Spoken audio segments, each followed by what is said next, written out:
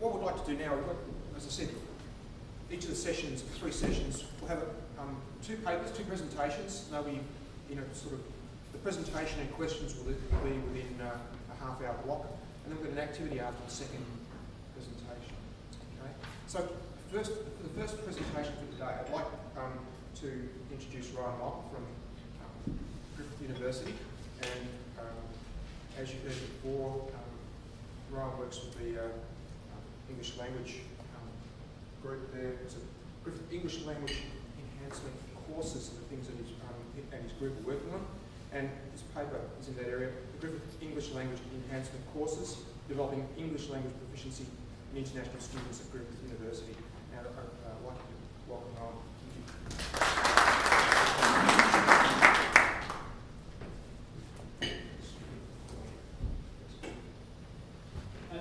Great to be here today, and I just want to point out I'm very privileged to work as a part of a team, and I know as an academic we don't get that opportunity very often. Often we are isolated in our own little silo or ivory tower, but there's a team that work on the English language enhancement courses, and we're actually quite a diverse team. Ben's a discourse analyst, Pamela is an assessment expert, Ian is a sociolinguist. He looks at politeness theory. Anna's done a lot of work with retention. I'm particularly interested in technology. So there's a team of us who are all applied linguists, but working on this particular program, bringing different skills. And so it is a collaborative effort, and a lot of the things we've done together have been successful, I think, because there's been that joint collaboration. To give you a bit of a background before I start talking about how the programs and courses we're working on led into research, it is important to put it in a broader context. And I'm sure many of you have heard media reports about, popular concerns about the language level of international students in Australia. These have stemmed through a number of reports, the Bureau report and several others. And so there's a large kind of, over the last few years, there's been this groundswell of concern about the language level of international students. So much so that Orqua put together the good practice principles, and to give you a quick summary of some of the key things these principles talk about, things like, are students competent enough in English? Do they have adequate resources? Can students develop their proficiency while at university? And so on. And there's a series of 10 good practice principles, and TEXA may now actually be able to take these good practice principles and make them into standards and look at universities at that level, seeing whether they are giving adequate support to not just international students, but also domestic students in terms of their language ability. So 3 years ago, we were involved in developing the English language enhancement courses that at Griffith fit across a university-wide strategy that has 4 different core strands, starting with a pre-university step with Uni Prep, which is a brief 3-week course that students can do before they start. Okay? And then, of course, while they're at university, we have the English and language enhancement courses. There's English Help, which is one-to-one tutoring, 45-minute sessions. And there's also Student Links, which is social activities that aim to connect international students and domestic students to social activities that can develop relationships, and also language ability and peer networking and peer mentoring, things like that. And then lastly, we also have Arts for Grants, which is an arts test at the end of their degree that students can take. And that's also part of the research, a research project that we're doing as well. So we had a number of strategies in place university-wide to develop the English language abilities of international students. And today I'm just going to focus in firstly on the English language enhancement courses, and to talk about the development of those and how that's led us to have several different opportunities for research, and that kind of connection between the teaching and learning aspects and research, and perhaps the struggle to do both at the same time. So the English language enhancement courses started out in 2010, and at Griffith they're mandatory for all international students unless they can test out of it by taking an IELTS test and having an IELTS score of 7, or alternatively there are some different countries and different backgrounds that also allow for exemptions. But it's a 10 credit, 4 credit course that is after they come into Griffith and have started university, and they're meant to take it in the first semester of their first year. So again, it's offered across Griffith at all four of the 5 campuses. We don't offer it at Mount Gravatt for a variety of reasons, but at all other campuses it's offered, and it's across all academic groups. So it's credit bearing, it's embedded in the disciplines. In the 4 groups we have a unique course, and it's also a collaboration between Griffith English Language Enhancement Griffith English Language Institute and the School of Languages and Linguistics.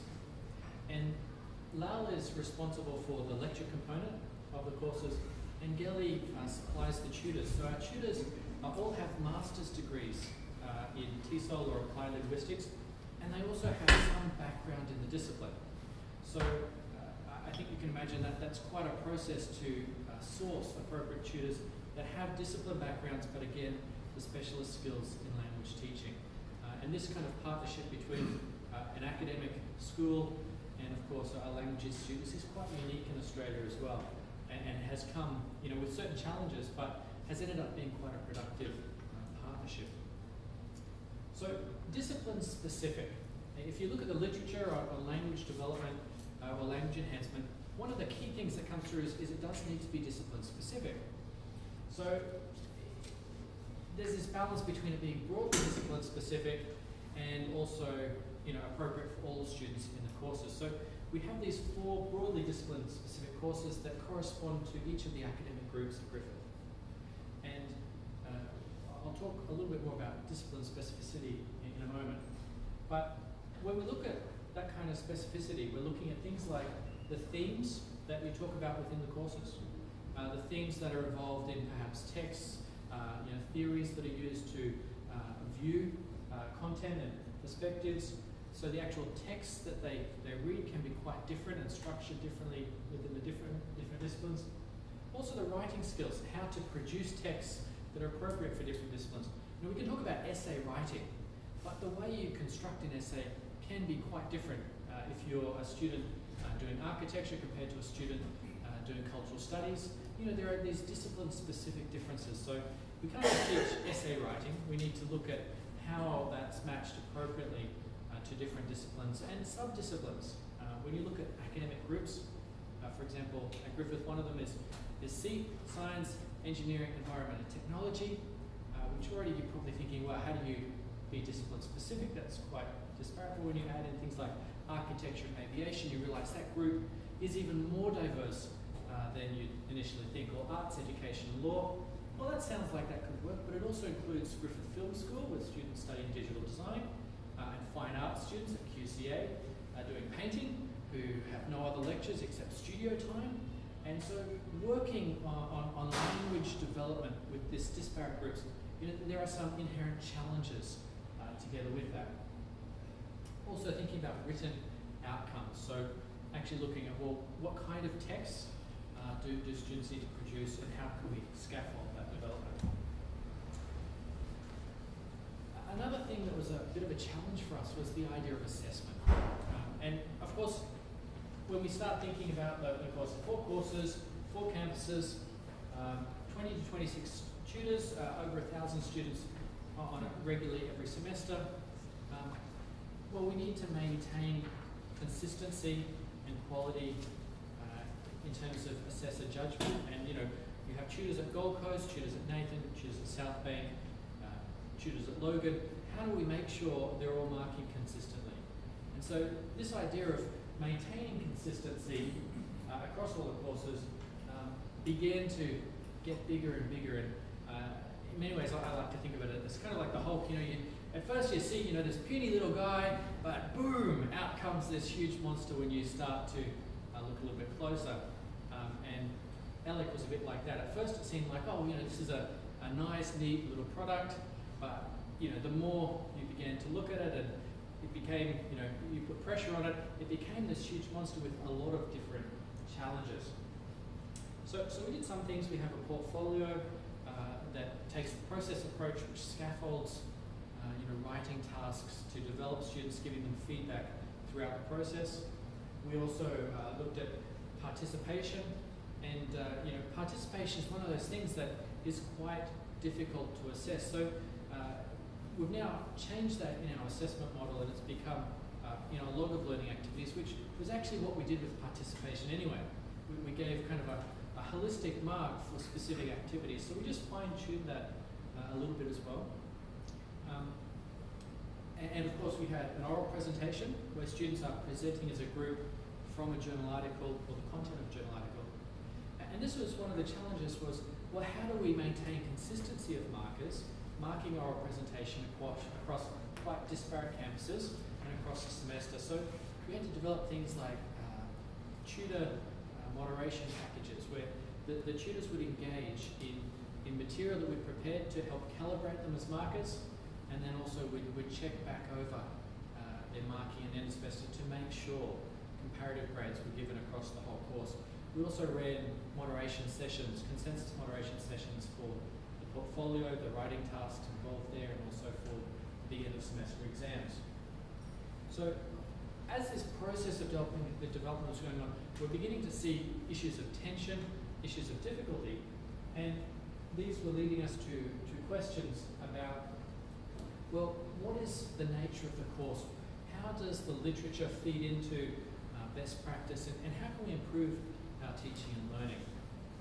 So when we think about discipline specificity, for example, we can talk about broadly discipline specific, and then we can go to looking at, that kind of macro discipline, for example, the humanities or the sciences. And then you can talk about a specific discipline, which could be something like, history. And then a degree program, and then a specific course, and then a specific item. And what I mean by item really is probably assessment. It wouldn't actually fit in that little final piece there, but you can be discipline specific in terms of particular assessment items. And the problem with the increasing discipline specificity is that there's this increasing cost that goes along with developing those materials. So there's this balance between, in a sense, the time, the effort, and the cost effectiveness of what we're producing, and the amount of discipline specificity that we can build in. In the SEEK course, one of the things we often do is we often have about 7 different varieties of one activity. So any student that's in the lecture can actually choose the text that's appropriate to their discipline. So same activity, but different source materials that they engage with. So there are those kind of things, but that takes an incredible amount of time to source and develop that material.